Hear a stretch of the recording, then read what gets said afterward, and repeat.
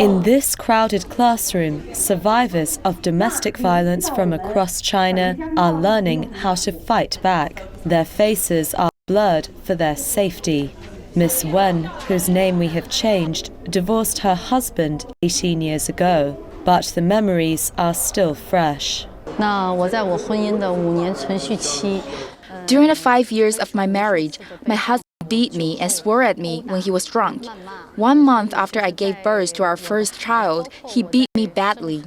My hip and eyebrow bones were broken, my teeth were broken, my head swollen. The police asked me, "Why on earth did your husband beat you?" It was as if they thought it was my problem. They told me my case was a family dispute. They didn't take pictures of my injuries or record my evidence. In the past, a lack of police procedures to deal with domestic violence in China has let it continue. Today, though, this cop is listening to and coaching survivors. He's been a policeman in central China's Hunan province for 17 years and says they're now trained to deal with domestic violence. In 1995, authorities in Hunan legislated against domestic violence. Learning how to handle such cases is now a mandatory part of our training. According to a survey by the All China Women's Federation in 2011, 1 in 4 married women in China have suffered from domestic violence, including physical and sexual abuse.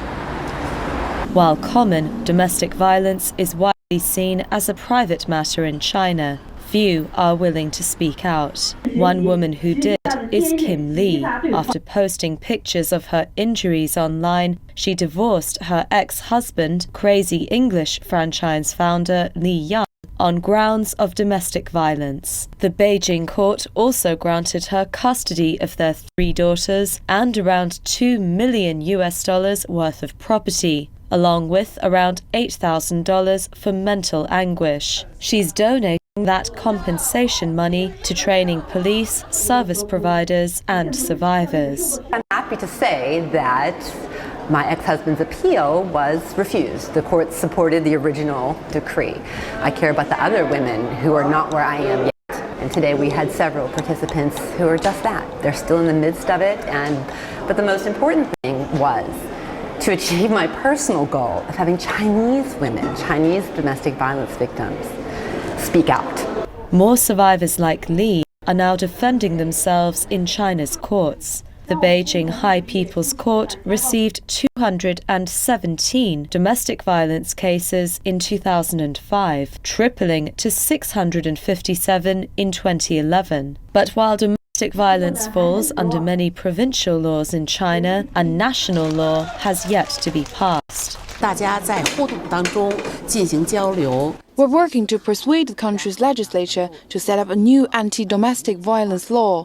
We're also trying to find more practical ways to assist the survivors. For Miss Wen and her son, the scars run deep.